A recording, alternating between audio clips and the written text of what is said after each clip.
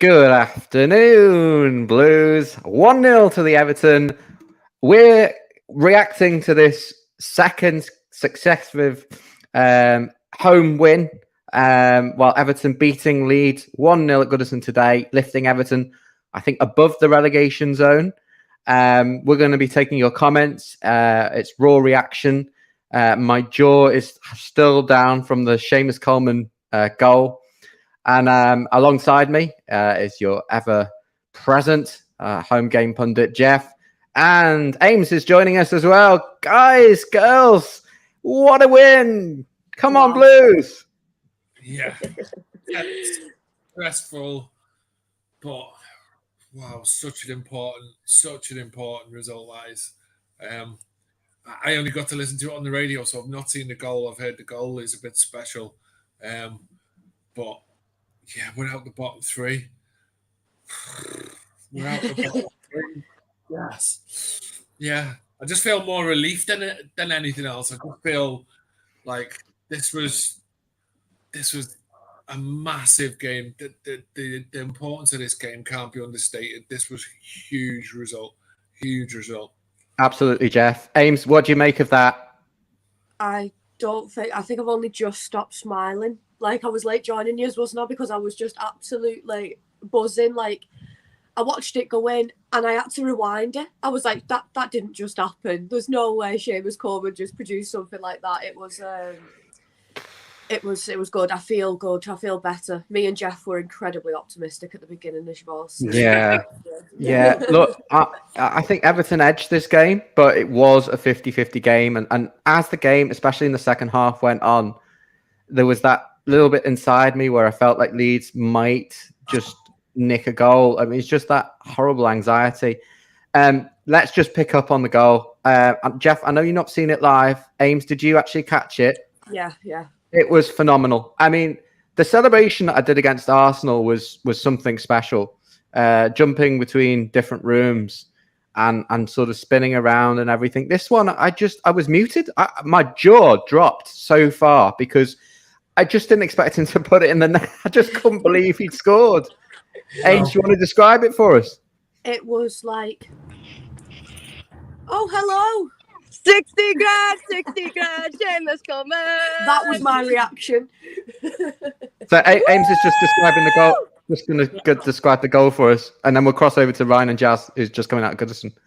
Jeff, it was like he's running and he's so far out on the wing that it looked like he was going to cross it. He did say in his post-match interview that he's assessed his options and was actually going for goal as well.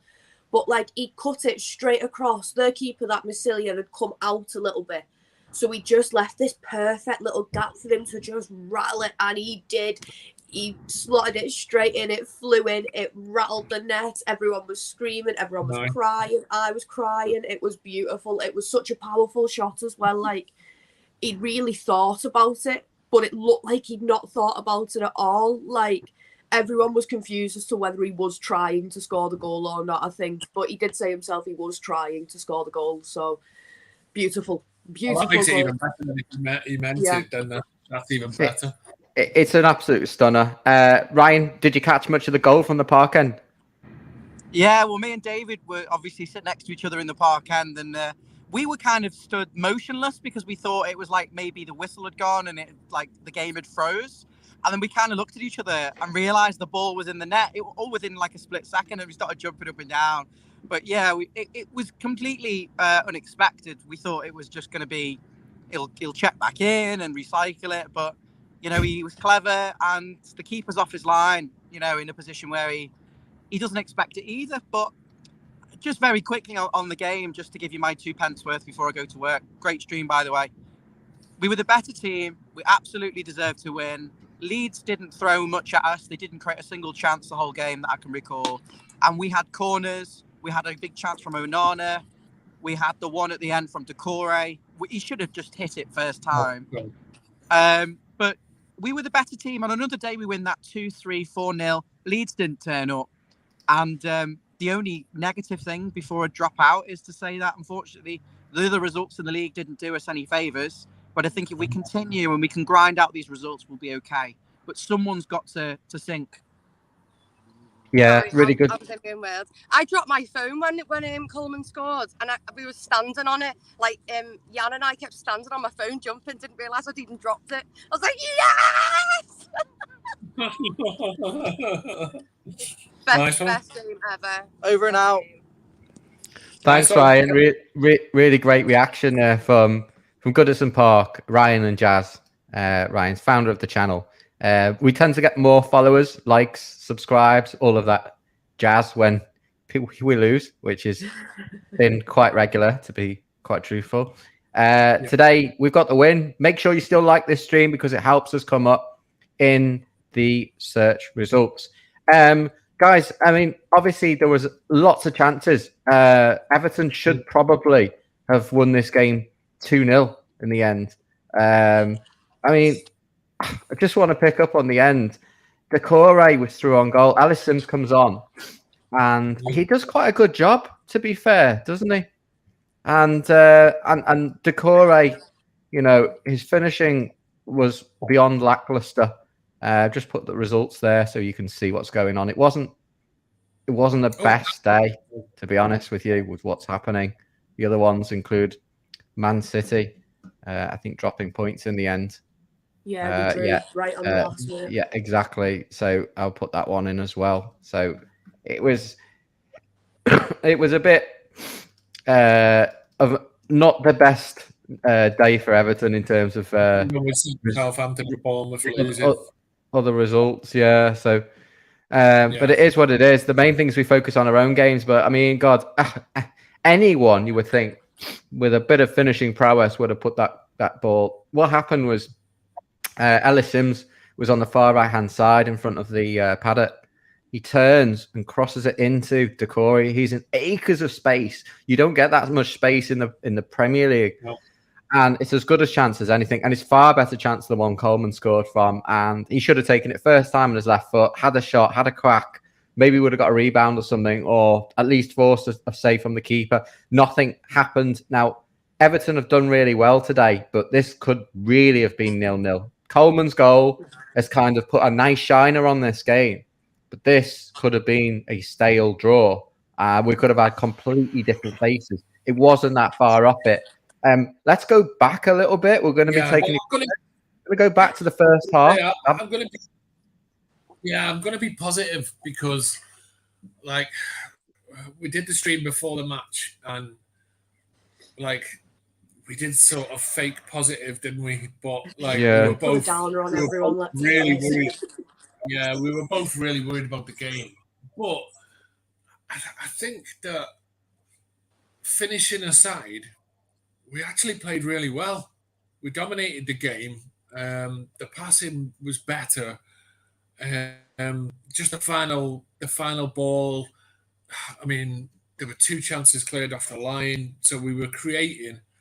I still think Mopé's awful, but at least he got about the pitch and whatever. But you know, if we can play like that, defensively and offensively, we can win enough home games. We can win home games if we can play like that. And I think Sims came on. I know we sort of jumping forward, but Sims came on and looked really good when he came on, and I think he's going to be important because Mopé isn't going to score your goals, and he doesn't really create a lot. But I think Sims could, and I think after the derby, this coming on will have done him a world of good, giving him a lot of confidence. So the midfield looked good. You know, the defence looked organised. So it was just overall, it was just a massive improvement on the Liverpool game. And it was more like the Arsenal game. And if we could do that, even if it's the home games, if we just win the home games, we could be all right. We give ourselves a really good chance. So, yeah, give all the credit to the team. They played so much better than the last game. And give some credit to Dyche as well, because that's 2 home wins out of 3 games. You can't argue with that. That's excellent. It really is good.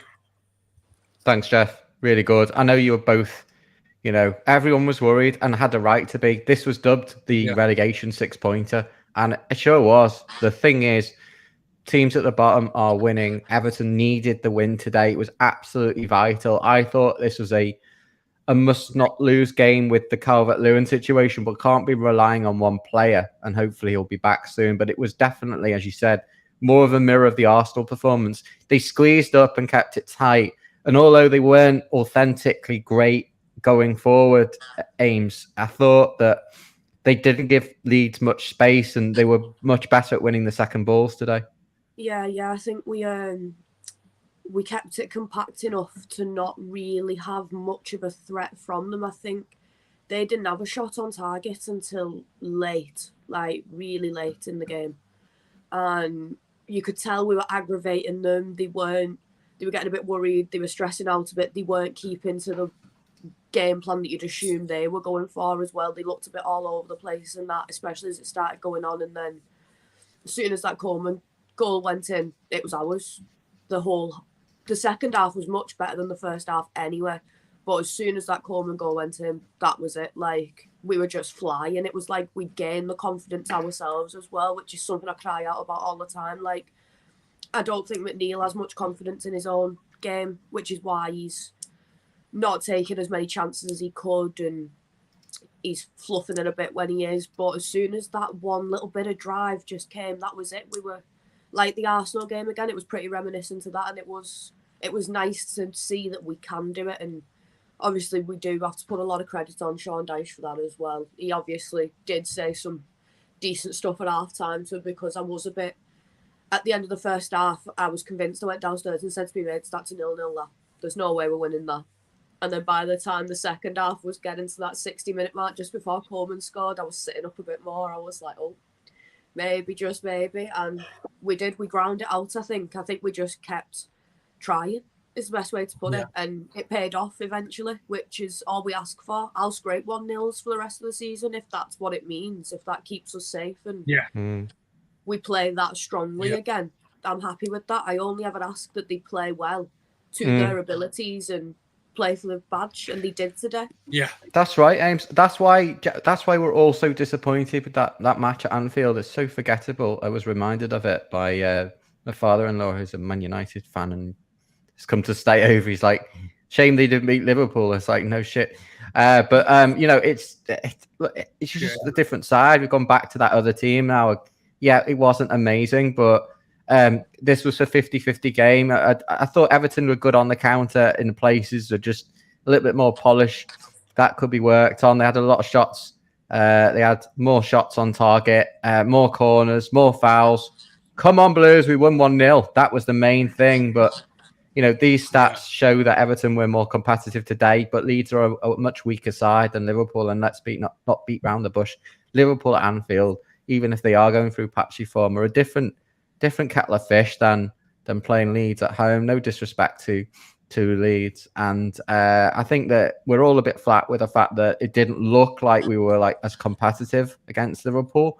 But if you told me that we were going to lose the derby and then win the 2 home games, I probably would have taken that over winning the derby. As sick as that sounds. I don't know. What do you think, both? Yeah, I think if you'd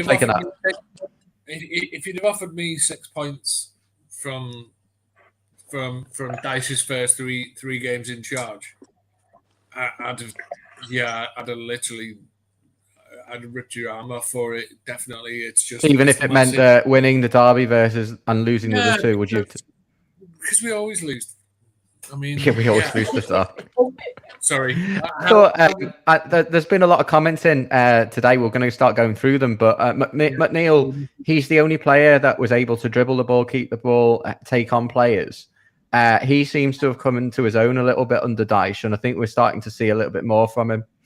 It's amazing. As soon as he gets that confidence to just start shooting, just go for it when he can go for it. Try his right foot. What's the worst that can happen? You miss. No, but it's amazing what happens when you put somebody in the right position. Yeah. Like, he's not a right winger. He can't play on the right. But if you put him on the left, you know, he's not Ronaldo. But, you know, he'll do a job on the left-hand side. He helps the defence. He gets forward. He puts the ball across, and that's all you can ask from him, and that's fine. That's what we want for him. Put the players in the right positions, give them clear instructions, set up a system, and do the best you can, and that's all you can ask for. And that's like all we could have asked from Dyche when he came in was like we hadn't won a home game since mid-October. Yeah, before the World Cup. Yeah. Yeah, it was 100 and something days. And I think that's the first time we've won 2 home games in a row. Yeah, I feel that. It is the first time. If you just joined us, lots and lots, hundreds of people watching live. We want your comments. We want you to like, comment, and subscribe. Tell your mates, tell your friends, tell your milkman. Get the cat involved. Everyone's in on Follow Everton. Thank you for joining us. We are over the moon with Everton's win today at Goodison Park. We've defeated Leeds by 1-0. Dave, who's a regular, says it should have been more comfortable. No doubt, but it never is with Everton. You're never going to get a comfortable win with Everton. But there was something inevitable, I think, towards the end. I didn't see anything but a win. Until, well, the last few minutes at least. Mr. Toffee says, what was the Leeds keeper thinking? Well, you know what? I've got a little bit of a mixed opinion about that. I didn't expect Coleman to shoot. So should the keeper have been in a better position? Who cares? Up the Toffees, says Emma Jones. Get in there, says the Blues. So where does this lead the season now? While we start cycling through the comments, is this a significant win? Is this a turning point, or does this just illustrate that the Goodison Fortress is really where we're going to be picking up the points, even if they are narrow 1-0 wins? It's solely above, isn't it? It's a very, very good win. Really good win. Yeah. It's frustrating. It's frustrating that like the other results didn't go our way. So we're still all in the mix, but like all we can do is win our games. If we win our games, especially at home, then we will be all right. It's still in it. I think what you got to look at it is, like I said before Dyche arrived, when Lampard was still manager, I thought we were going down. When he came in as manager, I thought we've got a chance now because we've got a manager who knows what he's doing, knows how to set a team up. And people might say, Burnley, whatever. He kept Burnley up for years. So if he can do that to us, fine. That's where we are as a club. We're not going to go out and outplay teams and score bags full of goals. So keep clean sheets, nick a goal any way you can, take the points and move on. Yeah, do that like 7 more times, and I'll run dancing down the street, definitely. I think we're all on the same page there, Jeff. Some great observations, and I think this is going to be a big win because we've been losing to the sides that are around Everton. I say the sides around Everton. The bottom of the league, I've never known it so competitive. If you, Amy, I mean, it's just like literally every time someone wins, the next team wins. It's almost like this happened towards the end of the last season when Everton's relegation rivals would win and put us in this dilemma where we needed to win. But this is happening a lot earlier now. Teams are realising, and if it carries on like this, anyone from about 10th down is going to get sucked into this battle. Yeah. As long as Everton are not in the bottom 3, I just don't care. I predicted that we would finish 17th this year, and no one really was on my page. There was certain members of our crew saying that we would finish 8th to 10th, and I thought that was really wild. This is a weaker side, isn't it, than the side that narrowly avoided. Well, it's arguably a weaker side. Yes and no. Defensively, not, Jeff. Absolutely not. No, but offensively, it is weaker. And midfield is probably a little bit stronger if they play properly. But we're definitely weaker up front. So it's kind of balances. But, well managed. this is not a team that's going to set the league on fire, but it is a team that can get steady results if they're managed properly. Keep clean sheets, nick a goal, move on. That functional is the best way you could describe it. Yeah. Functional is functional's okay though, isn't it? Yeah. For now, it's okay. Everton 23 games, 23 games, 21 Same points. organisation. It can't do this every single week. Well, if we stay safe and we look like we have a decent enough game plan, things are a bit more settled, we will be more attractive going into the summer transfer window than we were going into the January one as well. There is a reason, multiple reasons, we didn't sign anyone in January, and there's reasons why Danjuma jumped ship when he was supposed to be signing and stuff, and I'm not going to sit here and start putting my own personal opinions on it. We'll stay impartial, obviously, but one of them is that no one's got a clue where we were going to be. No one knew who was really going to be managing us or anything like that. But now, if it looks like we've got something decent going on, we may be able to take a decent striker or two, or another decent winger who's a bit pacier, who can put in, like, Richarlison's 9 goals a season. Like, that's all I'm asking for. Even 9 is not really enough, but I really do hope. I hope you're right, Amy. I'm just looking at the league table, and pretty much anyone from Aston Villa, even Chelsea, ridiculous, 31 points. Chelsea. They've got Villa. There's no way 28 points. No, well, they're not going to get dragged down, but it just shows you how tight it is. So Villa have 28 points. Most teams have played 23 games, apart from Leicester and West Ham. We're on 21 now. We're on 21, which is less than a point a game, as we know. So that means that our pro rata average is going to be around the 40 mark, but the sides around us are there or thereabouts, so it doesn't really matter. Yeah. Southampton are rock bottom, but look what they did today. So they beat Chelsea 1-0. They've got 18 points. Leeds are just a point above them. Then West Ham are a point above them. I mean, it's scary. We need Spurs to win tomorrow. We're 16th, level with Bournemouth. And then Wolves have got 2 more points than Everton. And Leicester have 3 more points than Everton. And Forest have 4 more points than Everton. Palace have 5 more points than Everton. And Villa have 7 more points than Everton. And it's Villa next, Amy. Do you think that Everton will do the business again? Against Villa, it makes you a bit more nervous. They're doing really well under Emery now that he's pissed off. So I'm not... I never go into as confident. I've not for much of this season. I lost my confidence on Boxing Day. But can we do it? Probably. Yeah. We've just done it there against Arsenal. That is my pivotal point under this Dyche era. If I'm saying we can play against top of the league like that, we can play against Aston Villa like that.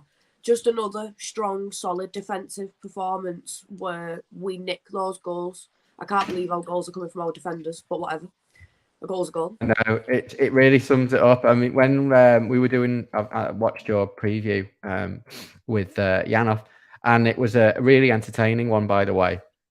And you did your predicted lineups and things, and I don't think anyone could really agree with what was going to happen. But Jan wasn't too bad in terms of predicting what was going to happen up front. And I think Mopé was the obvious choice, and obviously it's played back. He did have one half chance where he turned and had a bit of a scuff shot, but he is obviously going to be a bit more of a threat because he's more of a seasoned campaigner. That's pretty much what Dyche said before the game. But we need Calvert-Lewin back, put the focal point in the attack. It's thin, it's paper, it's rice paper, it's Thai rice spring roll thin. I don't know, Ryan likes his bagels, but that's my analogy, food analogy. This squad it's transparent. There's nothing. You've got Tom Davis comes on, he has a shot near the end. There's nothing there, so God, I hope we strengthen up. Rice. There's not much going on. You can have it with other things and it might be tasty, but on its own, I'll eat it, yeah, but I'm not excited to have it. It's rice paper. That's the Everton squad for you. That's our analogy. Everton play Aston Villa. It's a 3:00 kickoff, Saturday the 25th. And then the Blues have a nice, easy match at Arsenal. A match that I'm going to with John, and we'll report from I'm sure before the game we'll be in a much better mood. We'll see how that one goes.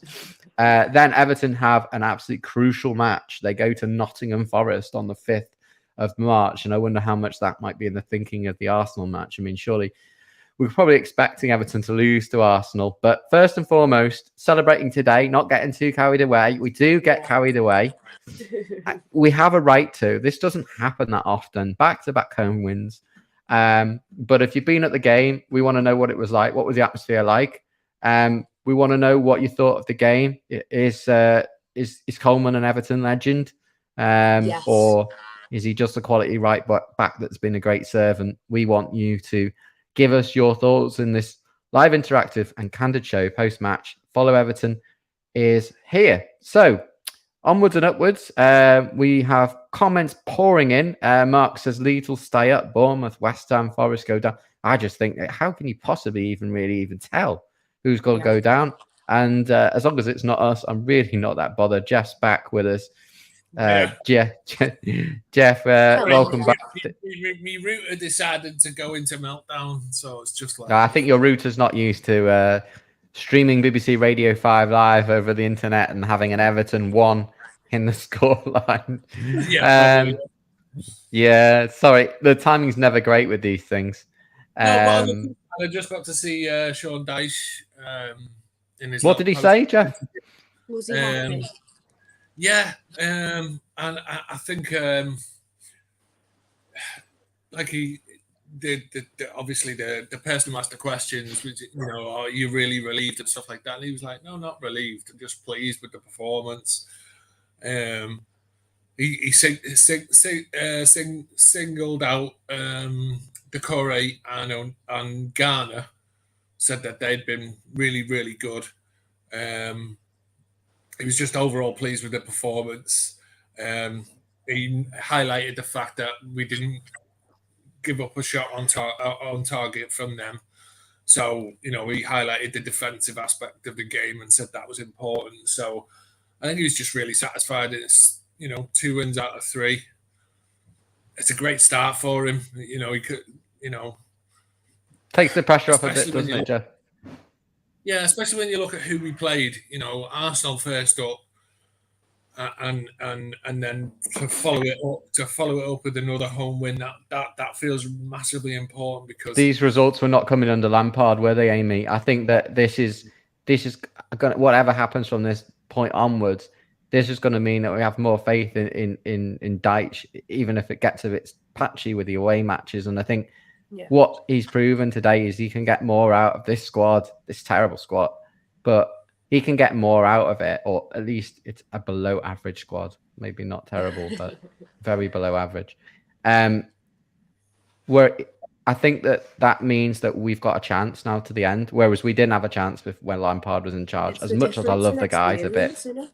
Like he'd come out of a brilliant playing career and been given Premier League job straight away, and it's just obviously not how it works. I backed him quite far on it when other people were falling off his bandwagon. I was saying, no, stay with the consistency, don't ruin it. They need stability, otherwise it's just going to keep going the same way. We've had so many managers these past few years. I didn't want to ruin that stability, but it did come to a point where you could just tell. It's looking at the difference in them both now.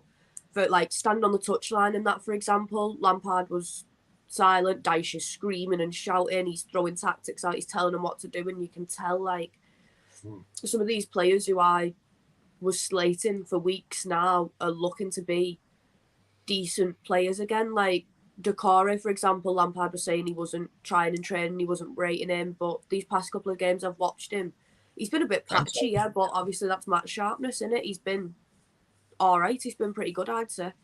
And I think it's the difference now in seeing what an experienced manager can do, and we need that. We need someone who knows how to keep us safe. Steady the ship is the right term, innit, I suppose. For sure.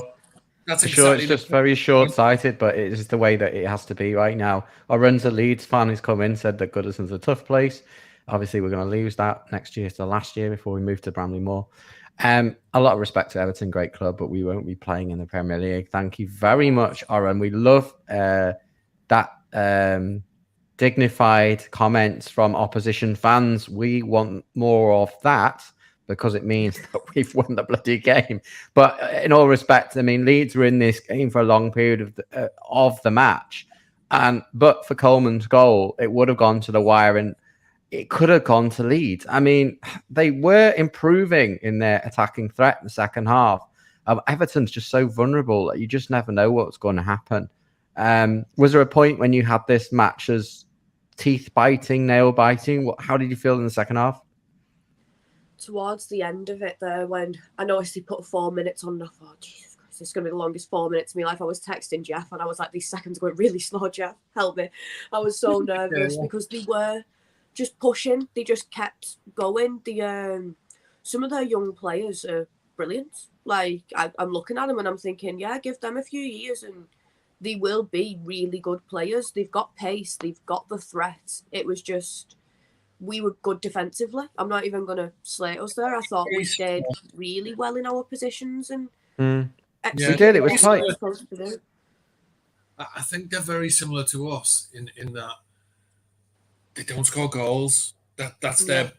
They don't have a threat. Bamford has dropped off a cliff in terms of his form, and a few other players are just not quite at it. And I think they've got some good players. They play some nice footy sometimes, but I really wasn't concerned at the end of the match. I was kind of like texting sort of concerned, but like I wasn't seeing any real threat. It was more kind of Everton fan tension than actual. Yeah. You could feel it. Yeah, you could definitely feel that tension. Even not being at Goodison, you could feel that tension. But if you were at Goodison, please let us know what it was like. Was it like Arsenal? Was it more tense? I mean, we just want to know what it was like. I mean, we've all been to the game. We know what it's like. But you specifically will have that feeling from today's match on the back of the Merseyside match in the week, the Derby match in the week. Man of the match. I mean, it's very hard to give it to anyone but Coleman, isn't it? Yeah, he was brilliant all the way through. Never mind the goal. I'd have probably put him up there without the goal. I thought he was really good. There were times when I'm literally, like I'm at Goodison, shouting at me telly, like, get in, Seamus. Well done, Seamus. Do it again, Seamus. And he was. He's just, you can't fault him. Not today, anyway. I've not been able to fault him most season when he's played, to be fair. He's... I mean, there were a lot of people questioning. There were people questioning him, Jeff, that, you know, it wasn't up to it. Even, you know, various members of the channel and definitely watchers and subscribers. So, Jeff, I mean, he's kind of come up and really risen to the task that backs to the wall. It got more tough for the side, the club, but the club captain has come up tops, not just with a goal, but his leadership ability. I think that what you've got to remember is, he is older now. He's 34, I think, nearly 35. So you can't. I've said this about. I'll say the same about Mykolenko and Seamus. You're not going to expect them to be getting up and down the pitch constantly, right? Because neither of them really have it in them. They're both just right backs. They occasionally get forward and help. But if they do their basic job of defending and they're backed up by midfielders who support them, they'll do all right, if you know what I mean. So, you know, I'd like both positions to be better, but they'll do all right for us, if you know what I mean. So they'll do a steady job. I think in the Arsenal game, Seamus played. I think there was a tackle in the first couple of minutes where he took out what's his name, the left winger for Arsenal. Is he there left or is he there right? He did a brilliant challenge on Saka a bit later on in the game, and I was Saka's more on the right. Well, on he my floats knees. around. But... On the other side, I can't remember his name. Not El. Is it El? Not El Nani. I can't remember. Someone will comment in. Yes, someone will comment in. Who played on the left for Arsenal in that game? But yeah, he did a tackle in the first couple of minutes, and it kind of set the tone for the whole game. Martinelli, thank you. Cheers, buddy. Yeah, Martinelli, he took him out straight away, and Martinelli never got into the game after that. He totally had him in his pocket the whole game, and it's the same with Mykolenko. When he does a job and he's backed up,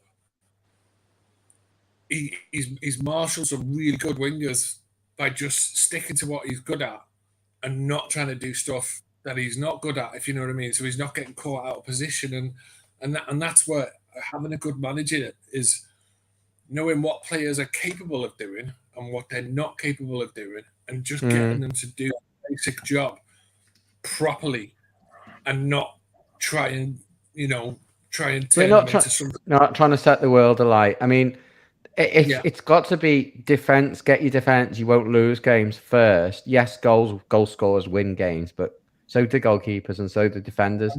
They stop us from losing, and this has been very much about not getting caught out as we did in Liverpool. I was very nervous about that match. I mean, we were trying to push on at times in that game. We were almost more vulnerable when we were attacking. At Goodison, you would expect more of that, but today it was tight between the lines. Dyche just got them well drilled. It looked like Iwobi, who's obviously cited as having fantastic fitness, could have gone on for another 30 minutes. The pace he had trying to get the ball in the corner towards the end. By the way, shout out to him. It was him that put the ball through to Coleman, but Coleman still had more than his fair share to do to sort of guile the ball from closer to the corner flag than anything, really. It was a stunning finish. If you just joined us, Everton 1, Leeds 0. Thank you for joining us. Thank you for taking time out. We get lots of people on when we lose, and it's great to see you all when we win. What did you think of the game? We'll be on for another 5 or 10 minutes, but then there'll be more reaction from Follow Everton. Stay tuned. And of course, we've got the Villa game next week, so we'll have a preview for that. And the channel's growing, and we are loving that. It was bound to get a comment in about the board. Let us down with no strikers, but we can do it without them. We can do it without the strikers, but it's going to be a less predictable way of getting it through. I mean, we can't be relying surely on defenders to be, winning the game. From Amanda here, Dyche is so underrated as a manager. He's the style we need. I was saying this for a while. We've gone through 7 years of trying all kinds of different managers, philosophy managers, and whatever. And Dyche to me is an Everton manager. He's not fussy. He's not flashy. There's no ego. It's not about him.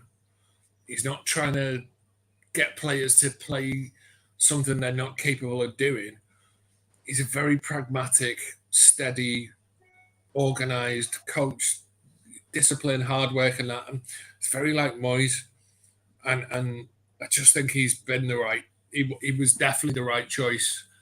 I was just going to say, who do you liken him to? And of course, David Moyes is the most you have to pragmatic version of the manager that kind of maybe we've had almost the equivalent of some of the star players that have come in.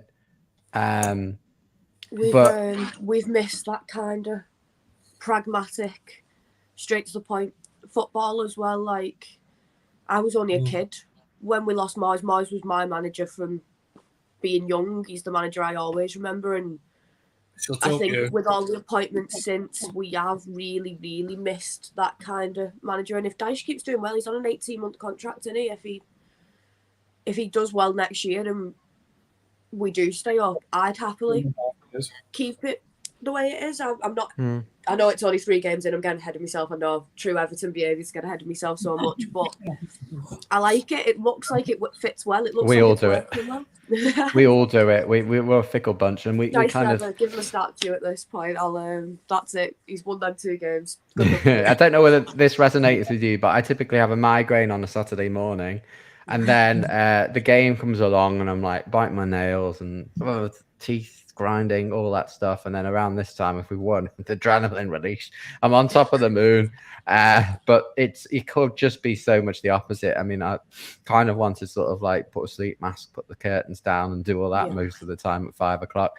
If you just joined us, Everton 1, Leeds 0. There was some sad news. Everton loanee Christian Atsu has been found dead under the Turkey earthquake. That was in the news going around this morning. Very unfortunate, and our thoughts are with him and his family. The Ghanaian international was 31, and he came on loan, not for very long. Jeff, do you remember much about Christian? Not really, to be honest. He wasn't here that long. I remember him more from he was at Newcastle, wasn't he? Yeah, he was. He definitely spent a lot longer. Chelsea and Newcastle spent time Chelsea there. and Newcastle. But so young. I mean, it's just tragic when you hear stories like this. It's just, it just takes your breath away and puts football into perspective. So our thoughts are with everyone connected with Christian, and that sad news filtering through today. It was Everton that broke the news to their fan base this morning. Back to the game, and really, it's just been so many comments. So we do apologise. We're trying to get through one comment per person, but I'm not sure how far we're going to get through this.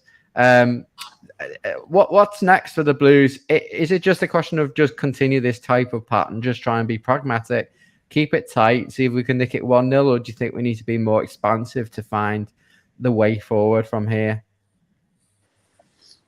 I do think we still struggle with transition. That's one of my negatives from today, and it would make me nervous if we started getting a bit fancy. Yeah, because it opens up the holes, doesn't it, Jeff? Yeah. We're just not a good enough side to be able to play with gaps. Well, yeah, I think that the one thing I will say from today is that the wingers Iwobi and McNeil, they actually got crosses in, and you know we are not a team that's going to play through the lines. We're not going to carve teams open and play intricate little passes and stuff like that. Get it down the wing, whip the ball in. Try and get something off it, whether that be a header or a knockdown or a scramble in the goal line, whatever it is. But we're not going to. We've got what we've got. We can't sign any more players. So this is the team we've got, and Dyche is going to do the best he can to get what he can out of them, which is get the ball down the wings. Get the ball into the box, win headers, win corners, and just that's our route to success. And we created more chances in the Arsenal and this game than I think in the 10 or 12 previous games. We definitely did create chances, as we saw earlier with the graphic. This is the graphic we had up, and there were definite shots. That many shots. 15 shots. There was more shots than a Denzel Washington thriller. Jan's a man after my own heart. You've walked back from Goodison. How was the game? What was the atmosphere like? How do you feel about the win today? Well, okay. Firstly, how do I feel about the win today? I'm not used to this feeling. It's evening, Dave. Evening, everyone. Evening, the Blues, everyone. Yeah, it's good to be on. It's good to have this feeling of victory, well-deserved victory. And I think I caught rumours that you were saying it could have been 0-0. Yeah, it could have been, but it could have equally been 3-0 Everton. They didn't have any shots on target. No. We did very, very well. There was a return to the kind of form that we played against Arsenal at home. Now, whether that's home form or whether just Liverpool brought more, or there's the jinx of the derby, there's something there. But firstly, I'll say I don't think it would have been 0-0 fair. I don't think 1-0 is fair because Doucouré should have shot twice. We could have easily got a goal in the first half. And I will say that there seems to be a lack of consistency in the application of adjudication of what is a foul and what isn't a foul. I mean, the fact that McNeil got pushed repeatedly into the hoardings and over the hoardings, and he received a yellow card for that. The fact that their keeper, Melier, took a swing and a kick at Decore and only got a yellow card, or didn't even get a yellow card. Okay, so the ref decides to do that. I don't know whether it's the VAR there, but okay, so Coleman decided to take it upon himself and on his shoulders into his hands to take that shot. I didn't think it was going in. I thought from where I was sat, I was like, oh, he's just whipping the ball in. What's going in here? Melier's going to catch it. Next thing I know, it ripples into the net. I'm like, it's unbelievable. It's unbelievable, Jeff. They're fighting like badgers, beavers, whatever it was. It's just there were a few moments with that high intensity. Sorry. Yeah, I mean, you sum it up there. And I know you watch from the lower Bullens, Jan, and obviously from there you would just assume that either the view is blocked by a post or that ball goes over the other side and no one catches it or gets it and it just goes out of play meaninglessly. My jaw dropped when I saw it as a goal. I just couldn't believe it. It had ended up in the net. There was literally it was that moment of like watching a car crash in slow motion, only the reverse. Well, we don't get many reverse car crashes at Goodison. It's normally those terrible sticky situations. Stay around for us. Jan, are you going to take over as host and stay around for a bit longer? Why are you buggering off? I'm off to open a bottle of bubbly. No, I've got my in-laws around tonight and JJ as well. On the channel. No, I don't want to take over as host, Stevie. You have to stay. Well, for everyone that's been on since the whistle blew and we gave everything that we could, I'd like to say thank you for watching for this period of time. And Jan will be driving us home to, well, not to Christmas, but he'll certainly be having further debate with Jeff and Amy for a bit longer. But get your comments in. We know a lot of people have been coming back from Goodison. People who live in Liverpool going to the match in Liverpool. Naming no names, but yeah, there are fans from Everton that actually get back within the hour, and they don't need a flight to Norway. But yeah, thank you for joining me, and Jan, it's over to you. Thank you very much, Stevie. Have a lovely time with your in-laws. And okay, he's gone. He must really like him, actually. How are you guys? We won. We were so pessimistic. Happy. We were like, Stephen, wherever he is, he was like, we're going to win 3-1. We were like, shut up, Stephen. And here we are. We won with a goal, a real goal, not a set piece, a real goal. Yeah, a real actual goal.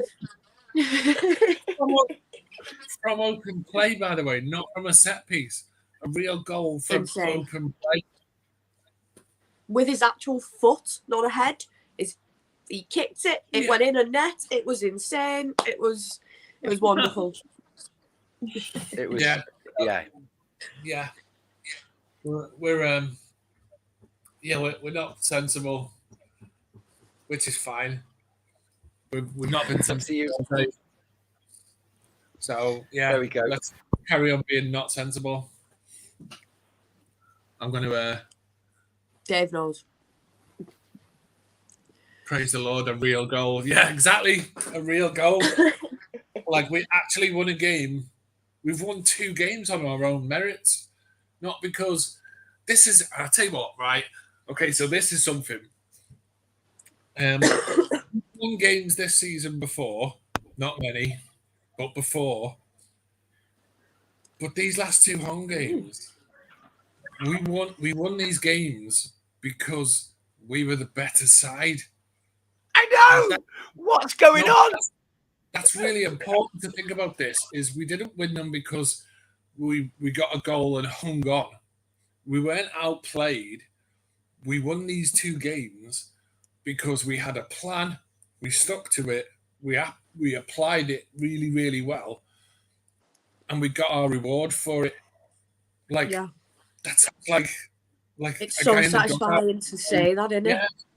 Yeah, there's a guy in the dugout. Played good football. Yeah, It's not electrifying football. It's not going to win the league or anything like that. But it's good. It's Everton decent, and it's football, there. it's Everton football though. Yeah. Like after watching I love this club. years of like tippy tappy, pass, sideways nonsense.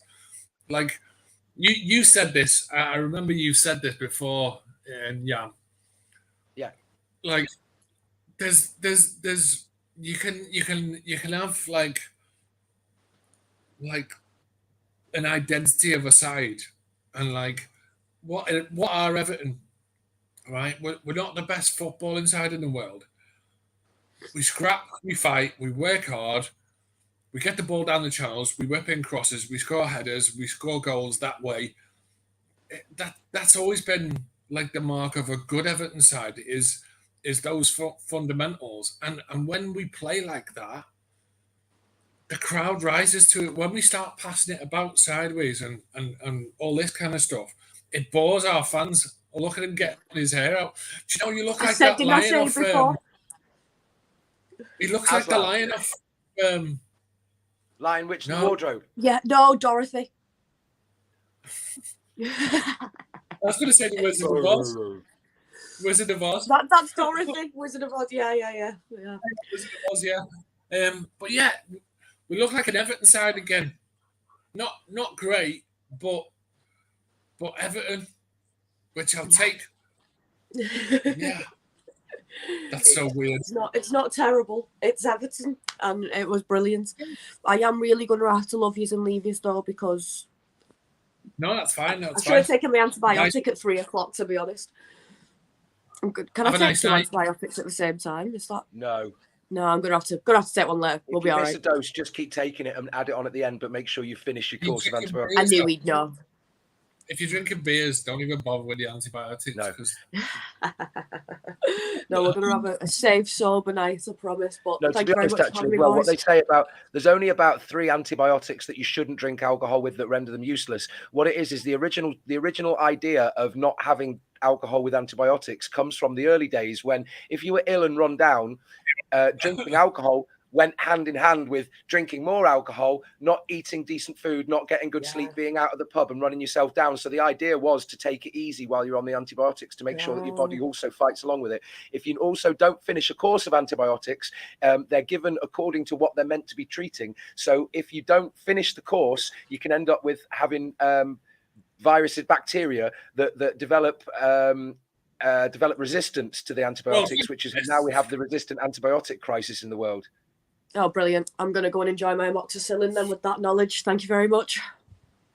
Well, thank you very much. Up the Toffees. Nice one. Bye, everyone. See you soon. Thanks for coming, Amy. Have a good time. Jeffrey. Nice one. What? What did you call me? I said, Jeff, really? This is just unbelievable. Yeah. Well, like I said, it's one of those where if you've got a manager who knows what they're doing, it makes all the difference in the world, doesn't it? Yes. It's like, that's it. It's as simple as that. Is you've got a manager who knows what he's doing, and you can tell. And even the Liverpool game, we could have scored the first goal, and it would have been a different game. So, it was disappointing, but it wasn't like disastrous end of the world type stuff. It was just frustrating. But you follow up a home win against Arsenal with another home win. You can't moan at that. You can't moan at that at all. So, yeah, I'm really happy. Andrew says he just wants to say this is a much better Everton team, much better with Sean Dyche is the man to keep us safe and keep us up this season. I like the way he's playing 4-5-1. Yeah.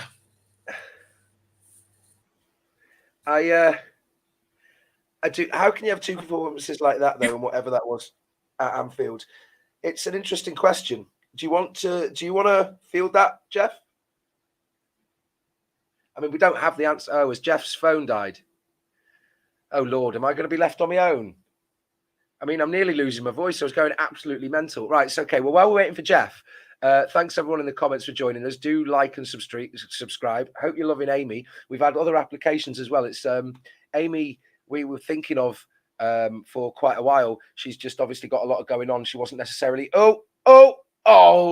Newcastle just got the ball in the box and cut inside, played it forward, lumped it forward on the right wing, caught it, brought it inside the box, played off Armstrong, not Alexander Armstrong, did a few step overs back and forth, made a yard of space on the round about the penalty spot.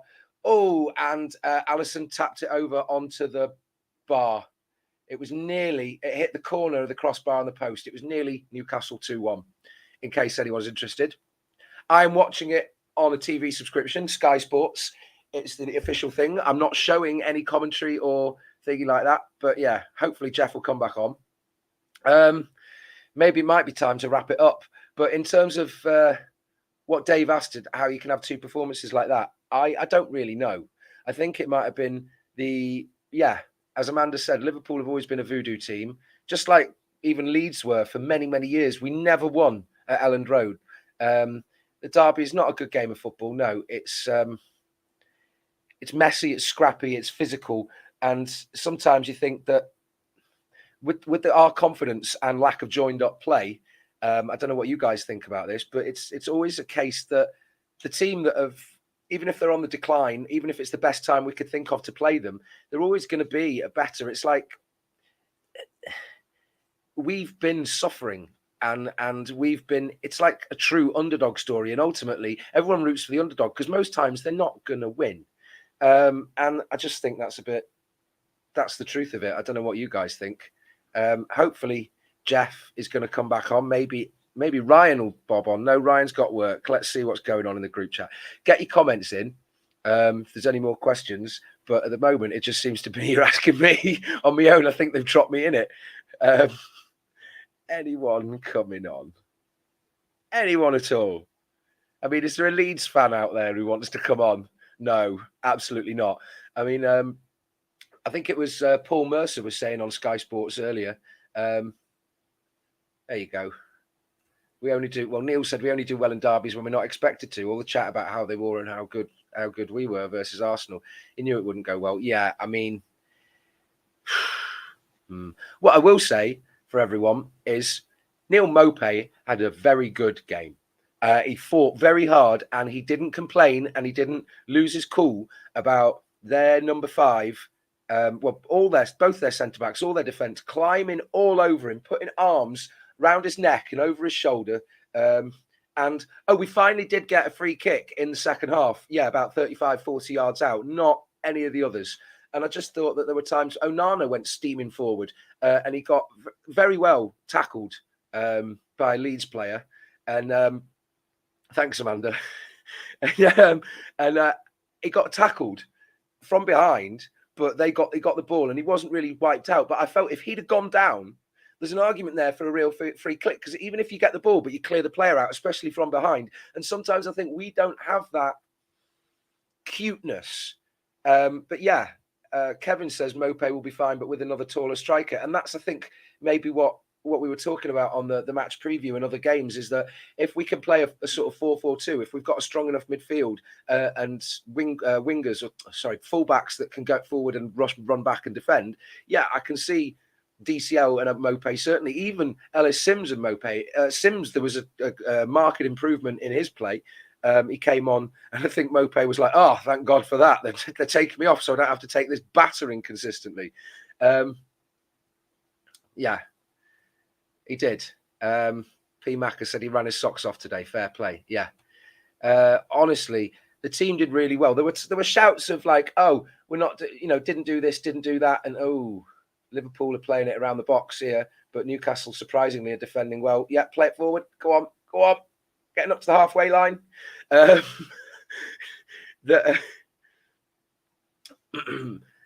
don't know. But yeah, I think they all played really well. Sometimes, though, that high pace, the fast pace was really, really, really caught us out. There was times when you were looking for that incisive ball and it was just, that's just a bit short or just a bit overhit. But it seemed to be in the game that Leeds were we're getting the bounce of every ball, every second ball for a period of the game, a consistent period of the game. And it made me wonder, it's not luck, because when it keeps happening, it's like what we want to see from Ghana sweeping up. But as Sean said, here we go, Sean Peckett, we are set properly now by a very experienced Premier League manager, experienced in the way that we need him to be for the situation we're in. I'm just trying to see who is going to come on and join me. But yeah, I mean, we had quite a few of you doing these predictions, and I suppose we haven't conceded that many relatively, but it's our lack of scoring. And I mean, goal difference might come down to a point, but the fact that we'd only scored 16, now 17, is well, I suppose by Everton standards, by anyone's standards, it's appalling. But when you think that we'd only conceded 4 more goals than City, we're not that far off the mark, which suggests that the link-up play, the confidence, the hold in the midfield, the transitional play that we've lacked. It's because, like as you say, the players haven't had an idea of where they're going to lead. We have a return of the Jeff. He's just going to give me a thumbs up when he's ready. I can see that he's in the background there. Oh, he is ready. Excellent. Joining us again. Yeah. Hey, buddy. Yeah, my internet's having a bit of a day. Sorry about that. That's all right. I'm just using my phone for however long that lasts. All right. Kevin seems to think I'm doing all right. Dave says I'm doing all right. Of course you're doing all right. Now you've got your hair sorted, you're okay? Well, yeah. Maybe it's a case of Samson. I'm getting a bit of feedback off you. You got any earphones, mate? No, I'm literally just using my phone. Yeah. Well, as TJ, that's what I said. But Sims looked a lot better when he came on. Absolutely.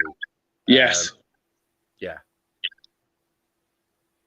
Yeah, I think that it was a bit much for him coming into that derby. And I think that, it was always going to be difficult coming into a derby for your first game. And so, it's one of those situations that I'm finally back online again, I think. Hey. Yes, I'm back online again. Hang on a minute. Right, that's all right. Hop on that. Oh, he's gone. So what we'll be doing, or when he comes back, I'll be asking Jeff for player ratings. Now, what I will say, though, is to get a more rounded... I don't know if you guys feel about the same about this. Just give us a thumbs up when your laptop's ready. Oh, he's here. Yeah. But, Jeff, how do you feel about this, right?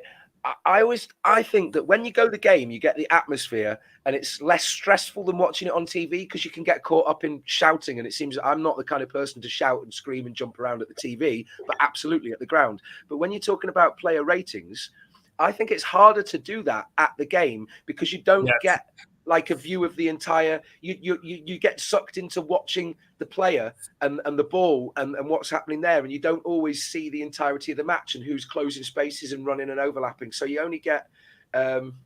That's my thought. So I could understand when my granddad got older, again before he died, and stopped going the game maybe 5 or 10 years before he died, and he said he preferred watching it on TV. At that point, maybe he was just making the best of it. But I don't know what you guys think. Sometimes I think you get a better idea of the entire match and you can comment better on the opposition as a whole. But certainly, as I was saying, Jeff, I don't know what you thought, that while you were away, I was saying that there was a large period of the match when Leeds seemed to be the luckier team. They were getting the bounce and the second balls in the way that we expect Ghana to mop up and be there and run into the loose balls. But eventually we switched on and we were doing that. So it shows it's not luck. It's about how you've got tactical nous and common sense in the entire team to know that if I'm going to play it there and it gets overrun, they're going to run in and do this. And, I think sometimes that when you're at the game, you don't see it. It's very telling for me when I saw the post-match interview while I've been having my internet problems, and Sean Dyche spoke about, and he particularly drew attention to Gray and not Gray, sorry, to Ghana and Decore. and he singled those two out for praise. And so, whilst we sometimes at the match, you see the flaws, but you don't see the good stuff a lot of the times. You kind of, because you're so involved and wrapped up in it, and also because generally the view is atrocious. So you can miss an awful lot of stuff when you're at the game compared to like watching it sort of in a relaxed space where, and with the commentary alongside it as well, because when the commentary's alongside it, they'll spot stuff that you don't spot as well. So I thought we pretty much controlled the first half. They tried to get going, but they just never did. And I think it was actually when Onana came off. I don't know what the injury is, and I hope it's nothing too serious. But when Onana came off, that's when they started to get a little bit of control in the game, and they started to look a little bit more dangerous. But up until then, I thought our midfield three had bossed the game. Really? We bossed the game. They created nothing. We defended. They created, but our midfield was running the show. Fuck's sake! No, I'm back again. Sorry, my internet's going haywire today. Right. We basically bossed the mid. Oh, here we go. Right, if he goes again, if he goes again, I'm gonna run through my. I think he's gone. If he goes again, so he has. I'm gonna do my player ratings. I'm gonna probably have to go through them again with Jeff, but just my thought about it is it becomes very difficult when your opposition don't have any shots on target to sort of to rate. So he's back from a different angle. We've got two Jeffs. Going on the internet. My router just keeps going off and then coming back on. Oh God. Yeah.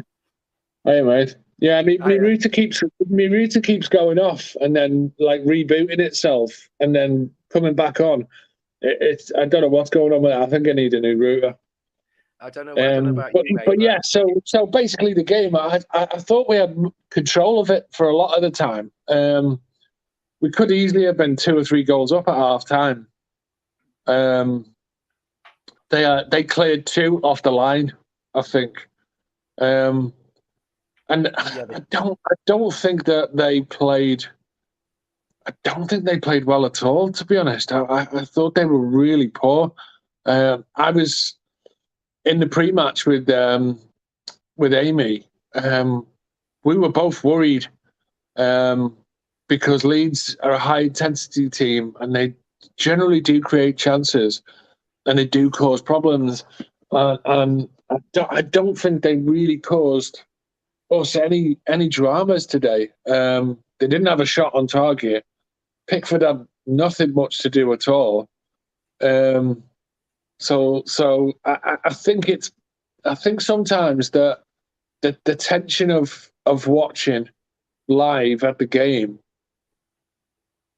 it gets into the fans' head just the same as the players. So, like in the last sort of 10 minutes of the game, you could feel the tension and the panic in the crowd because the result is so important.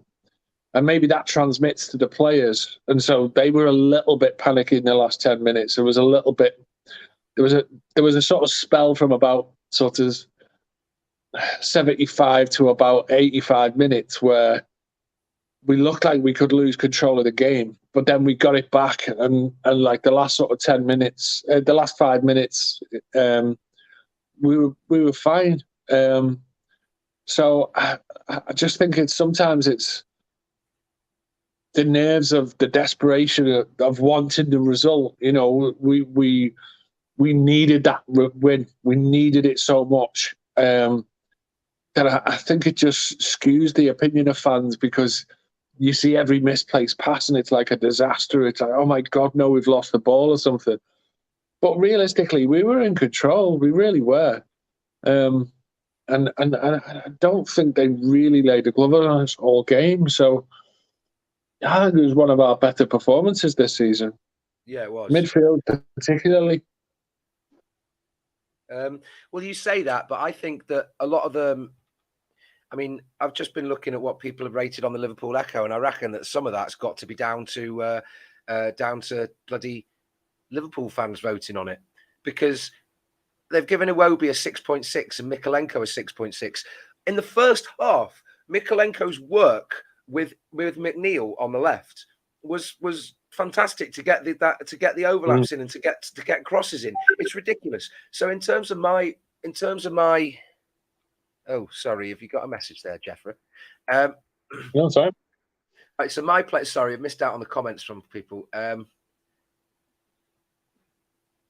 Okay, Trevor's come on. I haven't seen him before. We like Trevor Longmore was saying. There we go. It was nearly 0-0. To be fair, okay, Trevor. I mean, totally. I'll show you. It was nearly 0-0. Leeds were appalling.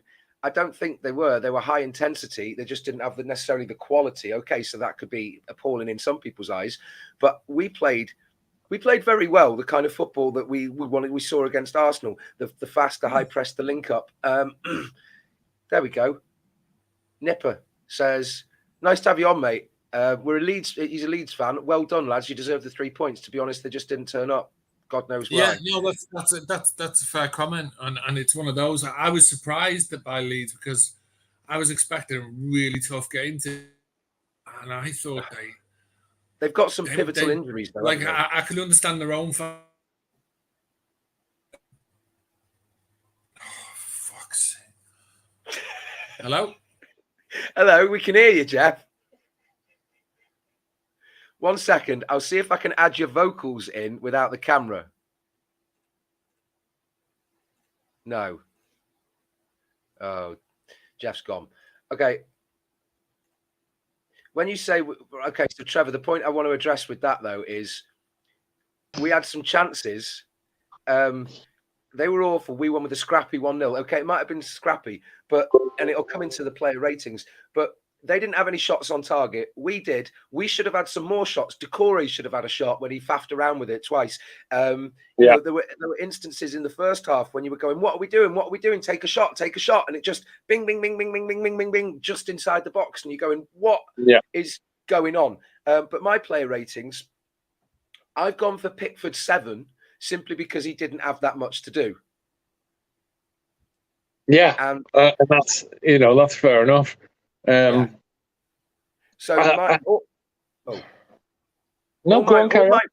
all my ratings are mostly, with one or two exceptions, are all 7s or 8s. I've gone the back line, Mykolenko, I've gone Tarky 8 and Cody 7, just because Tarkovsky had a few more chances on goal with his headers. Yeah, fair enough. It's an element to his game. Mykolenko 8 because we've seen an improvement in all rounds of his game, that he was going a bit forward, linking up with McNeil, trying to cross the ball in and covering back and covering. Was it Sinistera or whoever it was on the wing? Did a good job of keeping him quiet. Cody 7, as I said, because he defended well but didn't offer what Tarky did in terms of attempts on goal. Coleman 9. Sorry, great goal, fantastic goal. Garner, Onana, and Decore, I've gone 7s. One because Onana was sort of injured and didn't see the match off, which is not his fault, but you have to reflect that.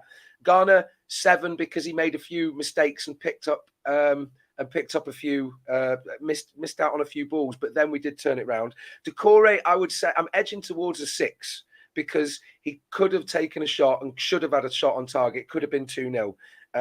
McNeil, I'd say 8 because he held it up, especially in the second half. Yeah, there you go. Neil said player ratings are subject to heavy confirmation bias. A lot of fans, including some on this channel, really don't like Mykolenko, so they'll give him a low rating most games. Right? I don't say I like him or not. I try to be objective. It won't be I gave an 8 because especially towards the end, he is very pivotal. And okay, so there was some elements where he overhit some balls or underhit, and didn't get the pass through to get a decisive point. And then I'll say Mope an 8 because he had a couple of shots on target on the turn, which is very different from a shot when you're running and you've made yourself a yard.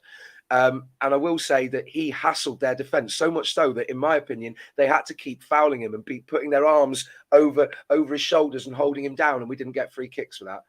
But even so, yeah, we got the points. We deserved the points. It could have been 2 or 3-0. It could have been 0-0. But I think when you look at expected goals, I mean, what was the XG, God, whatever that kind of nonsense stat is? Oh, yeah, it has to have been sort of +2 for us, if you know what I mean. Yeah. I think a 2-0 win would have been fair. So really need not to get carried away beating that awful Leeds team. While that is true, yeah. I'm very well aware of how low are our standards these days, but the fact is we're in the relegation zone and we got points against a relegation rival in my mind. Keep going up and keep what's going on. We're going to get more points than we expected to get a few months ago. And I mean, you have to be realistic. We're competing against Bournemouth, Southampton and Leeds and potentially some others. Palace might drop down. I kind of wonder whether Wolves are going to be in it. Yeah, I think. I think.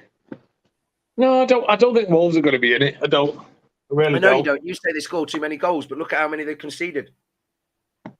Yeah, but they're one of those teams that play dreadful one week and play really amazing the next week. You mean like us then? Yeah, pretty much. Sorry. More than a nightmare would be.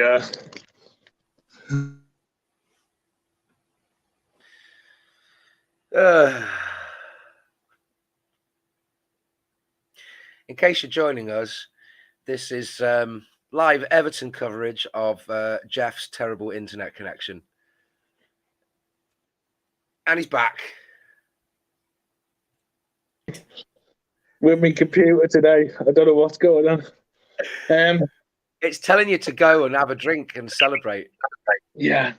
So I would say my player ratings. I picked for just a standard 7 because he didn't really do much, but what he did was okay. I think Mykolenko deserves an 8. And the reason why I'm going to give him an 8 is because he did his defensive stuff, but, and this is important, what he did today, which he hasn't done for a while, is he actually got stuck forward. Yeah. He actually got forward and supported. He was playing little passes out wide to McNeil. He had a shot on target, and he was actually contributing, going forward as well as just defensively. I gave Cody the 8 and Tarkowski the 7 because I thought Cody was actually more important defensively. I think he put in some good challenges. And obviously, Seamus gets a 9 because defensively he was really good and he scored the goal. I gave all the midfielders a 7 because they ran the midfield basically. You could argue that Decore could have had an 8 if he'd have not faffed his shots. Or had a shot on target, and yeah. So, but he was getting forward and he was causing problems. So the midfield 3 worked really well again. I think McNeil, he is what he is, and you know he's not going to skin 3 players and score a screamer in the top corner. He's not that guy, but he gets down the side and he puts in crosses. And if you do that, what are you doing there? It's green, so it's like a green screen. You weirdo.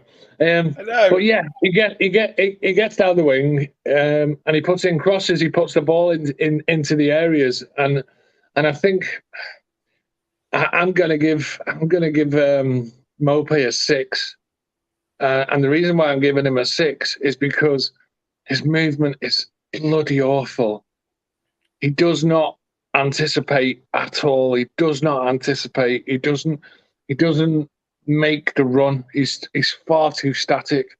So there were times the ball was getting put in, and he was flat-footed. He was just stood there, and it's like he's waiting for the ball to come to him. So I still don't rate him at all. I don't rate him at all. And you're not really a fan. I think it will be probably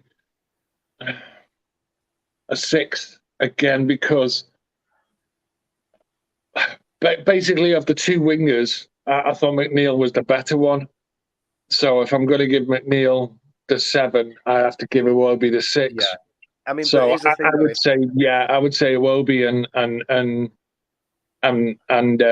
Mopé were probably two weakest players. But having said that, sorry, didn't Iwobi get the assist? Sort of. It's not much credit. Not much credit for the pass, because it was all his goal. But no, but Iwobi did play the ball. Iwobi did play the ball through to Decore, who was clear through as well. Yeah. So maybe give him a 7 as well. So yeah. I mean, it's hard to be critical of anybody. Iwobi did pass it forward to Coleman a couple of times. He held it up for that free kick and did really well there towards the end. Right. Obviously in the corner. Like, the difficulty is where I'm sitting in the lower Bullens, especially in the second half, you can't really see the far edge of the pitch, the main stand edge, very well. Yeah. So all the fancy footwork that McNeil might have been doing to keep the ball, all you just see is players and then the ball. Yeah. But it might have been Sims, I think. This was a very Everton performance, right? And I said this earlier on the stream before you joined, so I'll say it again because you're here now.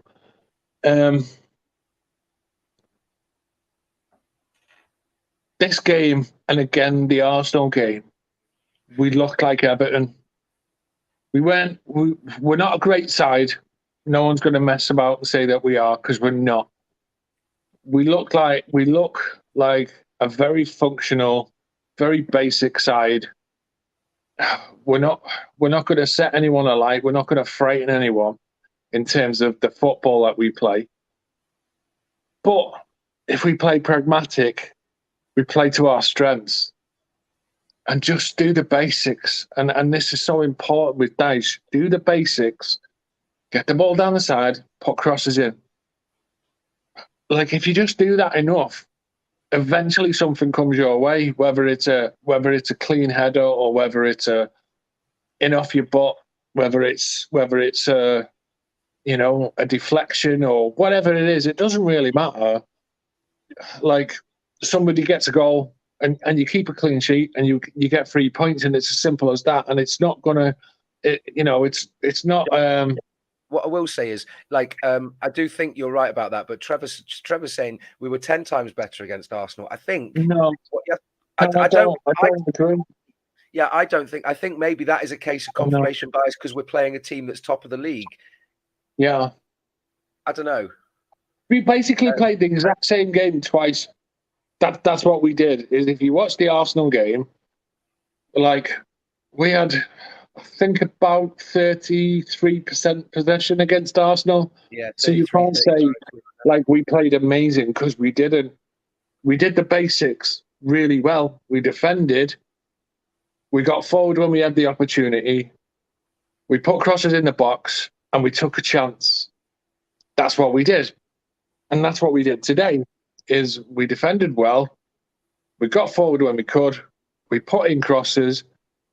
And eventually we got a reward for the overall effort, even though it was a bit of an out-of-the-blue goal. We created chances. We created about 15 chances against Arsenal. We created about 15 chances today. So, and you could argue that in both games, Arsenal and Leeds today, both of those teams were below par. But you have to give Everton some credit for that, because we played a disruptive style of football where it's don't let them settle on the ball. Don't give them time. Don't give them space. The tactical masterclass thing that Dyche did. Don't give them opportunities in front of goal. Yeah. Don't let them run at you. Don't get inside the fullback. So basically make it so that if they're going to score against us, it's going to have to be a worldie from outside the box, or it's going to have to be like sort of some absolutely amazing bit of footy. Don't beat yourself. And I think that's exactly, you could call it the Dyche mantra or philosophy or whatever you want to, whatever word you want to use. But that's what we did, is we did all of the basics really, really well. And we didn't do that against Liverpool so much. But if we do it at home consistently, we will win games playing like this.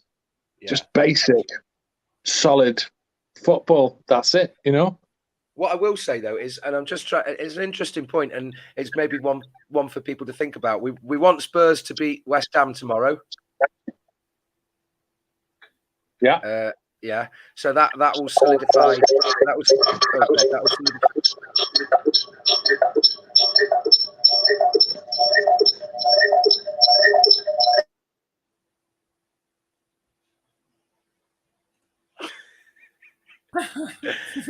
And we have Jeff 7.0 joining us. I've just right, restarted. I've just literally done a full restart of my computer while I was on the phone, hoping that will actually sort the gremlins, because it's just been doing my head in. I mean, Trevor said we're getting carried away. The performance was crap, but happy with the points. I mean, yeah, ultimately happy with the points. I think maybe it's from a reluctance to go. We slagged them off after Liverpool, so maybe it's the contrast in the performance. I just want to address this because Trevor's. I don't want to tear him down if he's still watching us after it. No, it's fine. Let me just answer this point because I want to. We're not getting carried away. I am not sitting here saying we're playing great football, because we're not. I'm not sitting here saying that like we're going to outplay teams, because we're not. Right? We're not a good side. But with the right coach in charge, we can be a functional side that gets points. And that's the difference. Is it's not getting carried away. It's absolutely not getting carried away. But that's the proof of the pudding. We started the day in 18th. We're now in 16th. We've played 3 games under Sean Dyche, and we've won 2 of them. It's pragmatic. It's basic. It's just foundational football. Defend well. Get forward when you get the chance.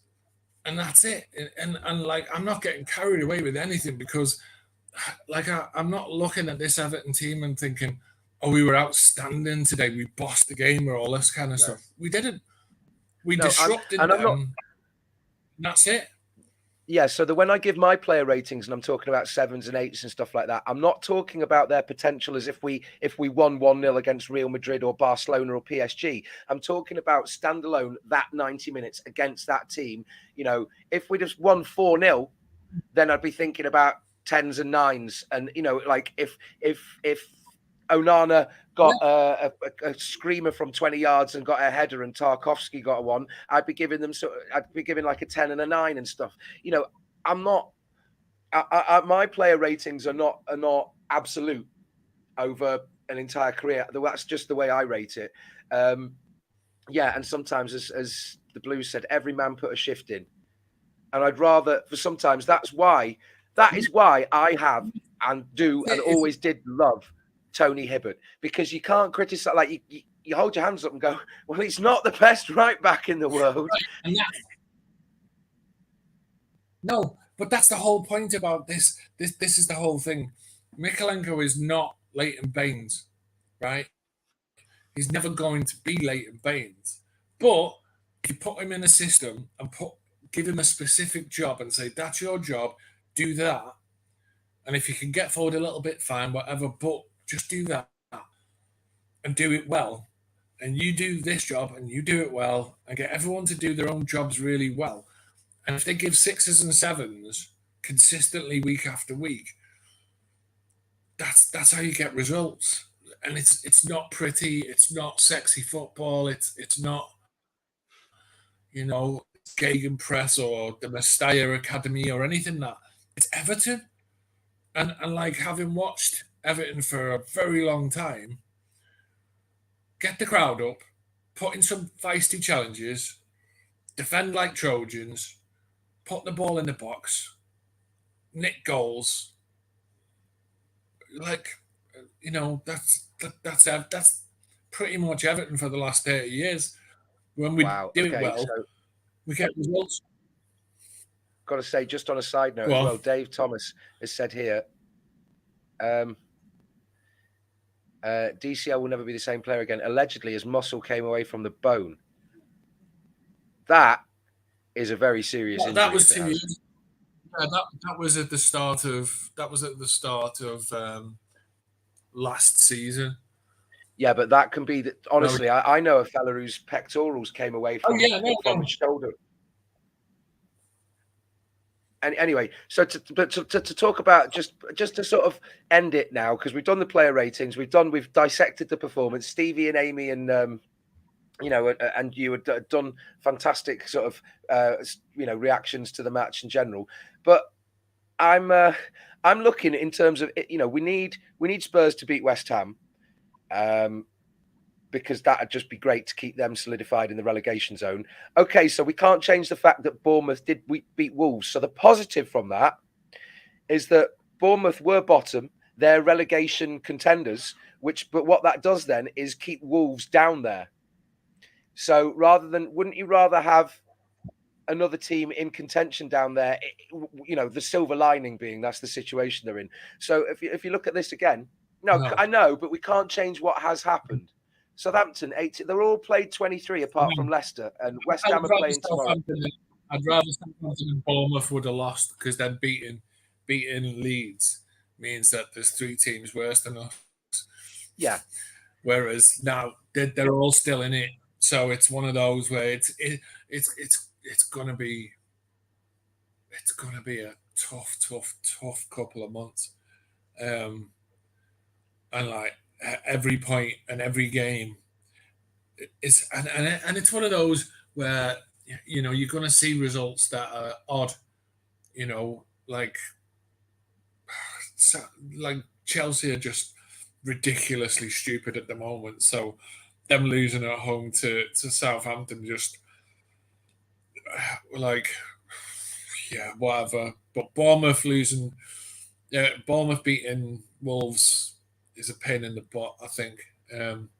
Forest drawing at home to City. Yeah, it's going to be difficult, but like I said, it's one of those where we just have to concentrate ourselves and pick up points and be consistent, and it's going to be tough. And if we survive, it's not going to be by much.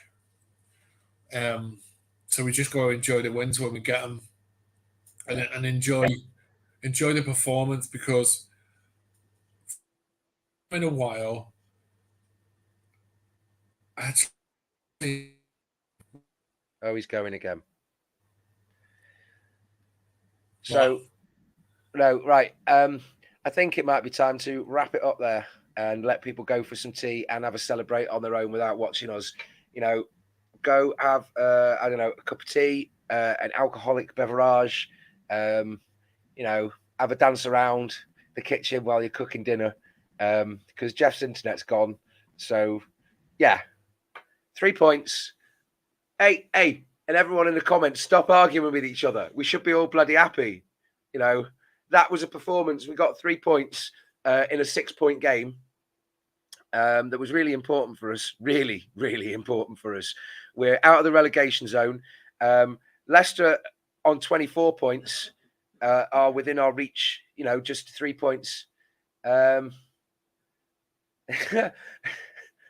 Guys, stop it fighting it. Because right, yeah. So anyway, to end it up, Leicester are playing United tomorrow, and West Ham are playing Spurs tomorrow. So hopefully that'll be a win for United and Spurs. Yeah. On that note, I'll say goodbye to Frozen Jeff. I'll say goodbye to all of you. Thank you very much for joining. Thank you all for watching. Follow Everton yet again when you could be out getting pie-eyed at the pub, or sat on the sofa watching the game again and again and again. Looking forward to being on Match of the Day. Hopefully not last. Yeah. So with that, thank you very much. Like and subscribe. Love each other. Love yourselves. Love the Blues. Up the Toffees.